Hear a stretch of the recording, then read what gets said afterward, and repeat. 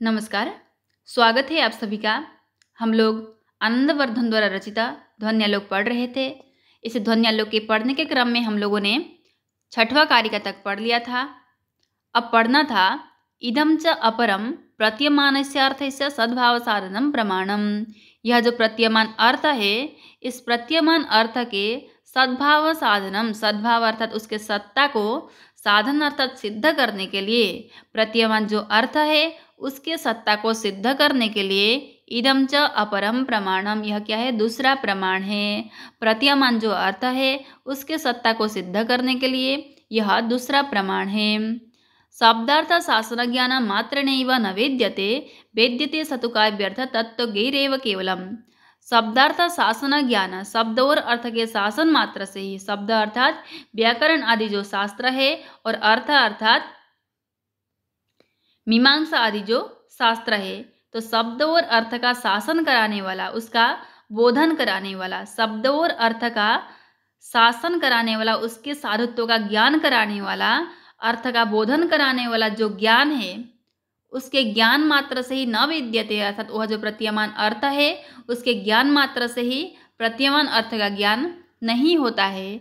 वेद्यते सतु काव्यार्थ तत्त्वज्ञैरेव केवलम, वेद्यते अर्थात जाना तो जाता है, केवलम किसके द्वारा? काव्यार्थ तत्त्वज्ञैरेवलम, अर्थात काव्य के मर्म को समझने वाले जो सहृदयी लोग हैं उनके द्वारा ही केवल इसको जाना जाता है। शब्द और अर्थ के ज्ञान मात्र से प्रतीयमान का ज्ञान नहीं होता है। काव्य के तत्व को जानने वाले, काव्य के मर्म को जानने वाले जो सहृदयी लोग हैं उनके द्वारा ही केवल प्रतीयमान का ज्ञान होता है। सोर्थो यस्मात् केवलम काव्यार्थ तत्त्वज्ञैरेव ज्ञायते, स अर्थ, वह जो प्रतीयमान अर्थ है उसको केवल काव्य के मर्म को जानने वाले जो लोग हैं उनके द्वारा ही केवल उसका ज्ञान संभव है। वह जो प्रतीयमान अर्थ है केवल काव्य के मर्म को समझने वाले जो लोग हैं उनके द्वारा ही उसका ज्ञान संभव है। यदि च वाच्य रूप एव सावार्थः स्यात् तद वाच्यवाचक स्वरूप परिज्ञानाद् एव तत् प्रतीतिः स्यात्। असो अर्थः, यह जो प्रतीयमान अर्थ है, यदि च वाच्य रूप, यदि वाच्य रूप होता तब क्या होता? यह जो प्रतीयमान अर्थ यदि वाच्य रूप होता तद वाच्यवाचक स्वरूप परिज्ञानादेव तत् प्रतीतिः स्यात्, तब तो वाच्य और वाचक के ज्ञान के लिए ही तत्प्रतीतिः स्यात्, उस प्रतीयमान की भी प्रतीति हो जाती।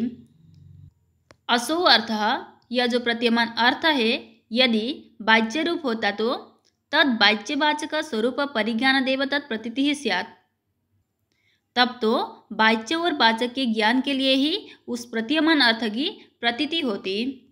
अथ च वाच्यवाचक लक्षण मात्र कृत श्रमाणं काव्यतत्त्वार्थ भावना विमुखानं सरस्वत्यादि लक्षणमिव प्रगितानं गांधर्व लक्षण विधाम गोचर एव सावर्थः।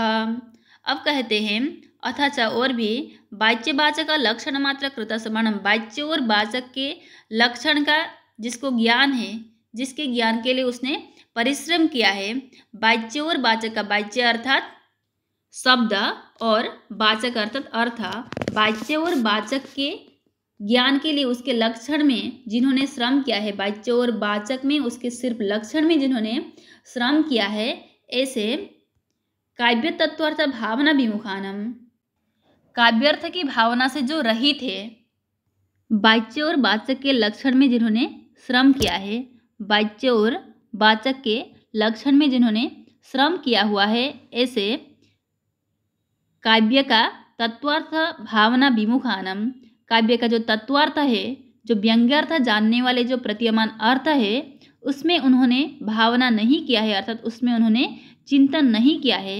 उससे विमुख जो असहृदय लोग हैं उन लोगों को अगोचर एवं, अर्थात असो अर्थ, यह जो अर्थ है अगोचर होता है, अर्थात बुद्धि का विषय वह नहीं होता है। जैसे सरस्वत्यादि लक्षणमिव प्रगितानं गांधर्व लक्षण विधाम गोचर एवं सावर्थः। गांधर्व, जो गांधर्व शास्त्र है अर्थात संगीत शास्त्र जो है, उसमें आए हुए सारे शब्दों के लक्षण तो पता होता है, जैसे कि स्वर श्रुति आदि जो लक्षण हैं, संगीत शास्त्र में आए हुए स्वर ग्राम मूर्छना आदि जो शब्द है उसका लक्षण उनको पता है, फिर भी क्या है अप्रगितानम, अर्थात फिर भी उन्होंने उसका गान नहीं किया है। संगीत शास्त्र में आए हुए जो भी स्वर श्रुति आदि जो शब्द है उसका लक्षण उनको पता है, पर कभी भी उन्होंने गान नहीं किया है। उसी प्रकार से यह जो काव्य तत्वार्थ भावना विमुखानम, उसी तरह से जिन्होंने काव्य तत्वार्थ की भावना नहीं किया हुआ है उनकी बुद्धि का विषय वह नहीं होता है।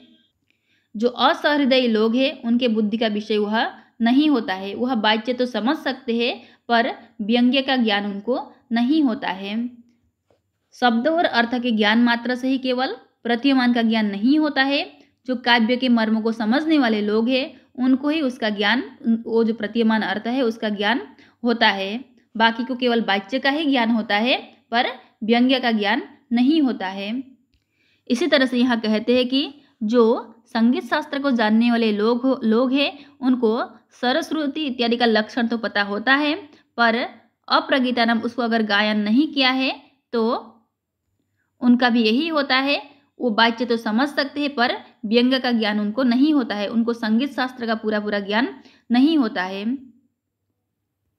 इसी तरह से एवं वाच्य व्यतिरेकिनो व्यंग्यस्य सद्भावं प्रतिपाद्य प्राधान्यम तस्येवेति दर्शयति। इस प्रकार से वाच्य व्यतिरेकिनो व्यंग्य, अर्थात वाच्य से व्यतिरेक है व्यंग्य, अर्थात वाच्य से अलग ही है व्यंग्य। ऐसे सद्भावम अर्थात ऐसी सत्ता को प्रतिपाद्य अर्थात प्रतिपादन करके व्यंग्यार्थ की ही काव्य में प्रधानता का प्रतिपादन करते हुए कहते हैं सोर्थस्तद व्यक्ति सामर्थ्य योगी शब्दस्त कश्चन यत्नतः प्रत्यभिज्ञेयो तो शब्दार्थो महाकवे है। सो अर्थ अर्थात वह जो प्रतीयमान अर्थ है वह तद व्यक्ति सामर्थ्य योगी, उसको व्यंजित करने की सामर्थ्य वाला जो सक्षम शब्द है, शब्दस्त कश्चन, उसको व्यंजित करने की सामर्थ्य वाला जो सक्षम शब्द है, कोई शब्द अर्थात व्यंग्य अर्थ को प्रकटित करने वाला कोई शब्द हो, इन दोनों को ही तो शब्दार्थो, इन दोनों को ही महाकवि है। यत्नतः प्रत्यभिज्ञो, इन दोनों को ही महाकवियों को प्रयत्न करना चाहिए। यह जो प्रतीयमान अर्थ है उसकी अभिव्यक्ति करने में समर्थ विशेष शब्द, इन दोनों को अच्छी तरह से पहचानने का प्रयत्न महाकवियों को करना चाहिए। वह दोनों शब्द अर्थात व्यंग्य अर्थ और व्यंग्य अर्थ को व्यंजित करने के समर्थ वाला जो शब्द है, इन दोनों को ही महाकवियों को जानना चाहिए। इसके जाने बिना उनको महाकवित्व की प्राप्ति नहीं होती है। अब कहते हैं सब व्यंग्योर्थस्तद व्यक्ति सामर्थ्य योगी शब्दस्त कश्चन न शब्द मात्रम। वह जो व्यंग्य अर्थ और व्यंग्य अर्थ को अभिव्यक्त करने के सामर्थ्य युक्त जो विशेष शब्द, वह जो व्यंग्य अर्थ और व्यंग्य अर्थ को व्यंजित करने में समर्थ, वे दोनों शब्द और अर्थ जो है, उन शब्द और अर्थ को महाकवि है प्रत्यभिज्ञेयो, उन शब्द और अर्थ को महाकवियों को जानना चाहिए। व्यंग्य व्यंजकाभ्याम एवं सुप्रयुक्ताभ्याम महाकवित्व लाभो महाकविनाम न वाच्यवाचक रचना मात्रेण। जो व्यंग्य व्यंजक शब्द है, व्यंग्य व्यंजक शब्द काव्य में सुंदर रूप से प्रयुक्त किए जाएंगे, तभी क्या होगा, जो महाकवि लोग हैं, महाकवि लोगों को महाकवित्व की लाभ होगी। न वाच्यवाचक रचना मात्रेण, केवल वाच्य और वाचक मात्र से कोई महाकवि नहीं बन सकता है। व्यंग्य और व्यंजक जो शब्द है उन शब्दों को यत्नपूर्वक जानना चाहिए। उन जो व्यंग्य और व्यंजक शब्द है, व्यंग्य और व्यंजक शब्द को महाकवियों को प्रयत्नपूर्वक खोजना चाहिए। वाच्य और वाचक जो होता है, वाच्य और वाचक के बिना व्यंग्य व्यंजक नहीं होता है। वाच्य और वाचक जो है, वाच्य और वाचक के बिना व्यंग्य और व्यंजक नहीं हो सकता है। इसलिए महाकवियों को व्यंग्य और व्यंजक शब्दों को यत्नपूर्वक जानना चाहिए, इनको खोजना चाहिए। अब कहते हैं इदानीं व्यंग्यव्यंजकयोः प्राधान्येपि यद् वाच्यवाचकाविव प्रथमम् उपाददते कवयस्तदपि युक्तिमेवेत्याह। अब क्या है, व्यंग्य व्यंजक दोनों प्रधान है, व्यंग्य और व्यंजक व्यंग्य व्यंजकयोः प्राधान्येपि व्यंग्य और व्यंजक दोनों प्रधान है, फिर भी क्या है, यद वाच्यवाचकाविव प्रथमम् उपादते कवयस्तदपि युक्तिमेवेत्याह। वाच्य और वाचक की अपेक्षा व्यंग्य और व्यंजक प्रधान है, फिर भी वाच्यवाचक का पहले कवि लोगों को ग्रहण करना चाहिए। जैसे वाच्य और वाचक को पहले कवि लोग ग्रहण करते हैं, ये भी गलत नहीं होता है।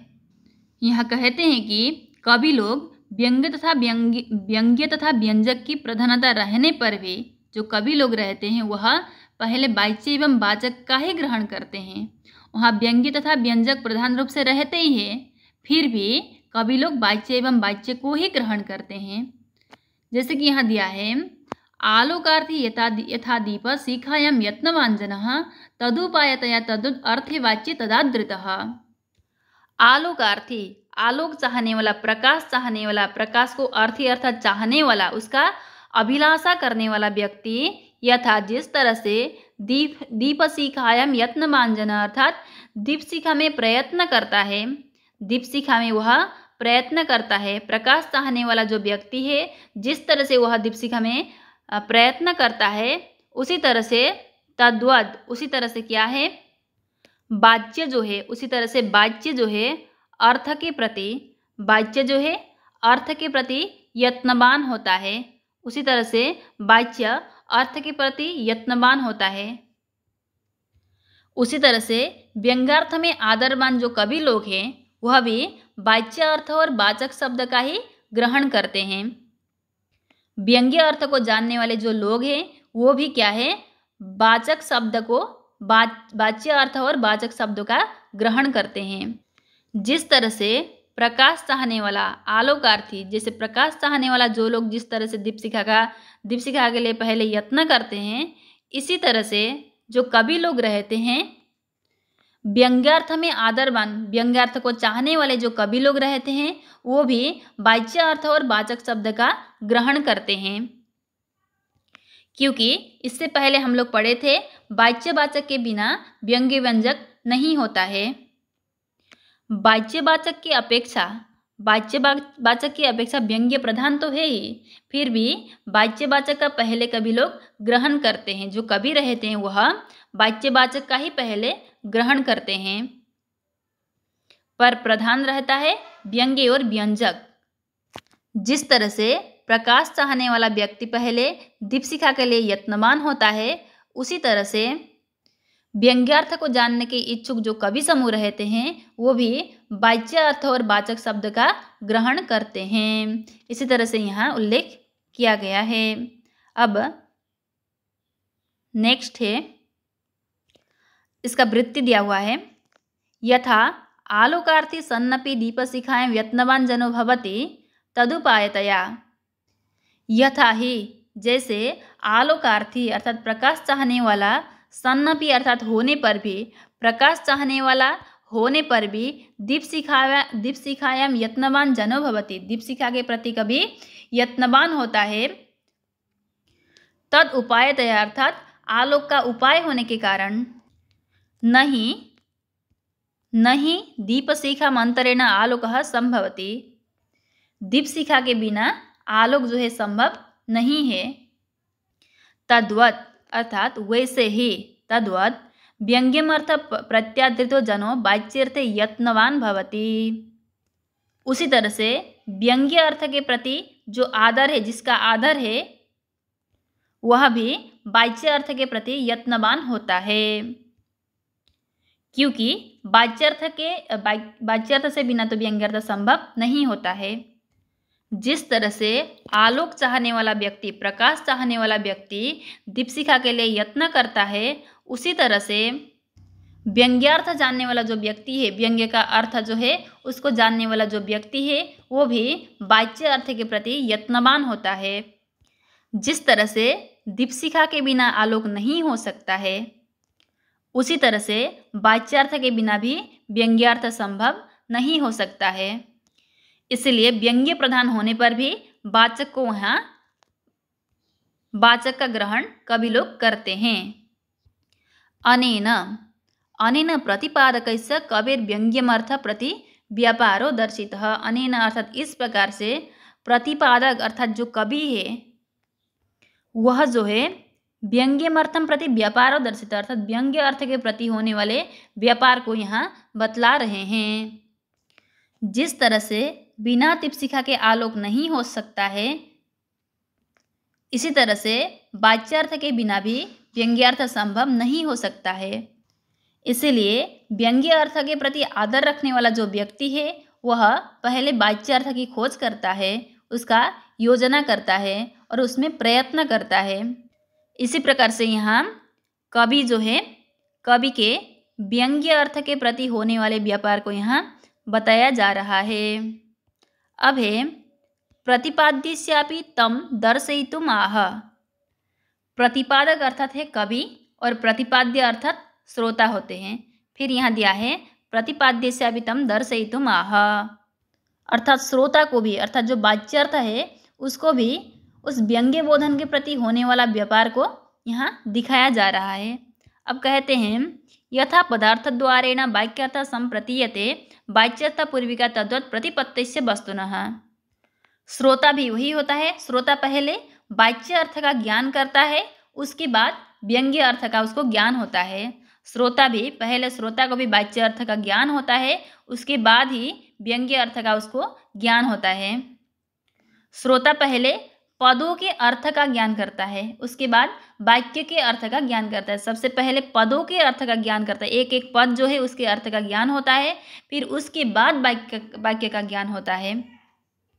यथा अर्थात जैसे पदार्थ द्वारेण, पदार्थ के द्वारा वाक्यार्थ संप्रतीयते, जैसे पदार्थ के द्वारा वाक्यार्थ की सम्यक प्रतीति होती है, जैसे पदार्थ के द्वारा वाक्यार्थ की संप्रतीयते अर्थात वाक्यार्थ की सम्यक प्रतीति होती है। जैसे कि अगर हम एक वाक्य लिए कि रामः पाठम पठति, उसमें पहले क्या है, उसमें ये निकल करके आता है कि पहले राम का अर्थ क्या है, फिर उसके बाद पाठम का अर्थ क्या है, फिर उसके बाद पठति जो है पठति का अर्थ क्या है, फिर उसमें पठति में जो है पठ धातु, उस पठ धातु का अर्थ क्या है, और फिर उसमें जो ती प्रत्यय लगा है उस ती प्रत्यय का अर्थ क्या है। इस तरह से वहाँ निकल करके आता है। अर्थात पहले क्या है, पदार्थ का ज्ञान होता है, फिर बाद में पदार्थ के द्वारा वाक्यार्थ का ज्ञान होता है। सबसे पहले पदार्थ का ज्ञान होता है, पहले पदार्थ का ज्ञान होता है, फिर पदार्थ के द्वारा वाक्यार्थ का ज्ञान होता है। जैसे रामः पाठम पठति था, पहले पदार्थ का ज्ञान हुआ और धीरे धीरे करके वाक्यार्थ का उसका ज्ञान हो जाता है। तद्वत् उसी प्रकार से क्या हुआ, उसी प्रकार से पूर्विका, पूर्व में वाच्यार्थ की प्रतीति होती है, वाच्यार्थ पूर्विका, पूर्व में वाच्यार्थ की प्रतीति होती है। फिर तदनंतर तस्य, फिर उसके बाद क्या होता है कि तस्य अर्थात वह जो प्रतीयमान वस्तु है, वस्तुनः तस्य वस्तुनः अर्थात वह जो प्रतीयमान वस्तु है, यहाँ तस्य वस्तुनः से तात्पर्य यही है कि जो प्रतीयमान अर्थ है, प्रतीयमान को लिया गया है, उसके बाद प्रतीयमान की ज्ञान होती है। जैसे पदार्थ के द्वारा वाक्यार्थ का ज्ञान होता है, पहले पदार्थ का ज्ञान होता है, उसके बाद वाक्यार्थ का ज्ञान होता है, उसी तरह से पहले वाच्यार्थ की प्रतीति होती है, पहले वाच्यार्थ की प्रतीति होती है और उसके बाद प्रतीयमान जो अर्थ है उसका ज्ञान होता है।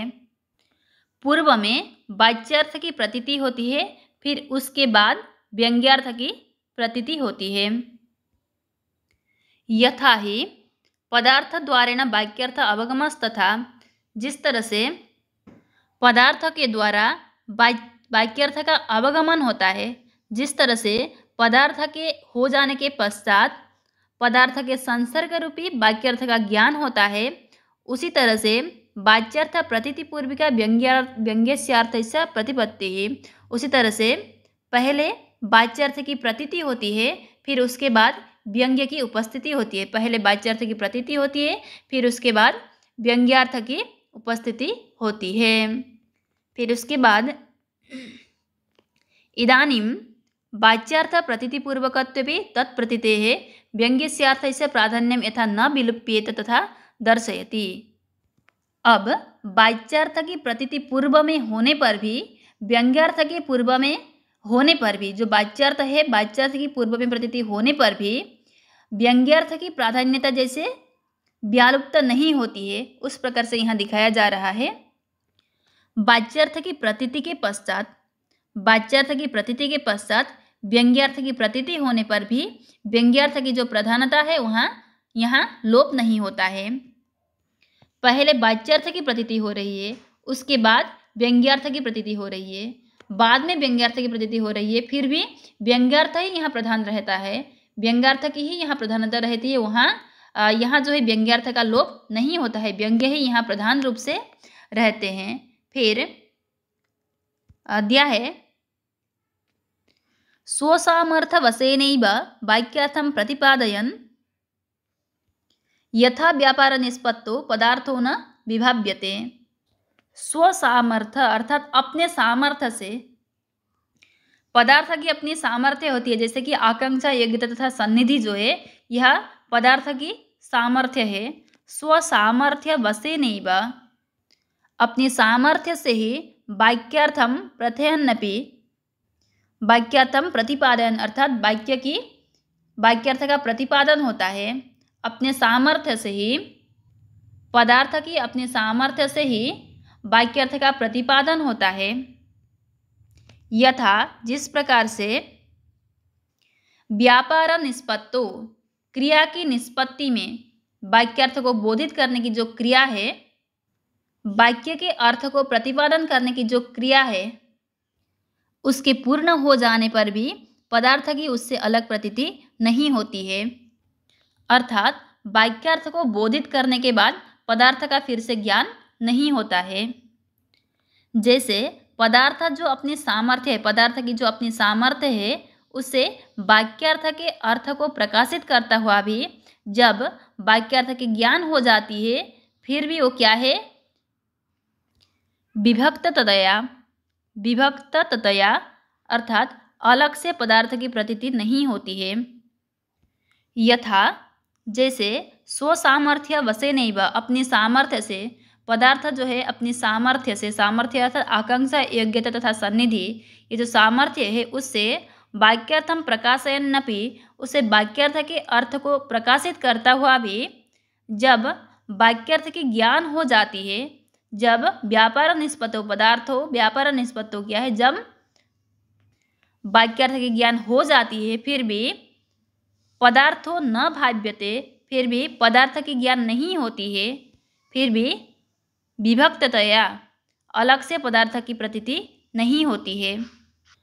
जैसे कि उदाहरण दिया हुआ था, रामः पाठं पठति, इसमें पहले वाक्यार्थ का अगर ज्ञान हो जाए, वाक्यार्थ का ज्ञान होने के बाद फिर से अलग से पदार्थ का ज्ञान नहीं होगा। एक बार वाक्यार्थ के ज्ञान हो जाने के बाद फिर से अलग से पदार्थ की प्रतीति नहीं होगी। इसी तरह से यहाँ कह रहे हैं, तद्वत् सचेतसां सोऽर्थो वाच्यार्थ विमुखात्मनां बुद्धौ तत्त्वार्थदर्शिन्यं झटित्येवावभासते। तद्वत्, उसी प्रकार से, सचेतसां अर्थात जो सहृदयी लोग हैं, वाच्यार्थ विमुखात्मनां, वाच्यार्थ विमुखात्मनां, वाच्य अर्थ से विमुख है आत्मा जिनका, ऐसे सहृदयी लोगों को सो अर्थ अर्थात यह जो व्यंग्य अर्थ है, ये व्यंग्य अर्थ झटिति एव तुरंत ही बुद्धो, बुद्धि में, अवभासते, तुरंत ही बुद्धि में वो क्या है, अवभाषित हो जाता है। तत्वार्थदर्शिन्य अर्थात जो काव्य के तत्व को समझने वाले जो लोग हैं, ऐसे लोगों के बुद्धो अर्थात बुद्धि में, झटिति एव अर्थात तुरंत ही, अवभासते, तुरंत ही अवभाषित हो जाता है। फिर देखते हैं, वाच्यार्थ विमुखात्मनां सचेतसां, वाच्य अर्थ से विमुख है आत्मा जिनका, ऐसे सहृदयी लोगों को सो अर्थो, वह जो व्यंग्य अर्थ है, तत्वार्थदर्शिन्यम अर्थात जो काव्य के तत्व को समझने में समर्थ है, ऐसे लोगों के बुद्धो अर्थात बुद्धि में, झटित्येव अवभासते अर्थात तुरंत ही अवभाषित हो जाता है। इसी तरह से यहाँ वाच्य और व्यंग्य दोनों चीज अलग है, इस चीज का प्रतिपादन किया गया है। अब आगे है एवं वाच्य व्यतिरेकिणो व्यंग्यस्यार्थस्य सद्भावं प्रतिपाद्य प्रकृत उपयोजन्याः। एवं इस तरह से वाच्य व्यतिरेकिणो व्यंग्य अर्थात वाच्य से व्यंग्य अलग है, वाच्य और व्यंग्य दोनों चीज भिन्न ही है, उसका सद्भावं प्रतिपाद्य उसका सद्भाव को प्रतिपादित करके प्रकृत उपयोजन्याः प्रकृत में उपयोजन अर्थात प्रयोग करते हुए आह अर्थात कह रहे हैं। इसके बाद ध्वनि काव्य का लक्षण है, यह हम नेक्स्ट वीडियो में देखेंगे। वीडियो अगर अच्छा लगा हो तो लाइक शेयर और सब्सक्राइब करना ना भूलें। धन्यवाद।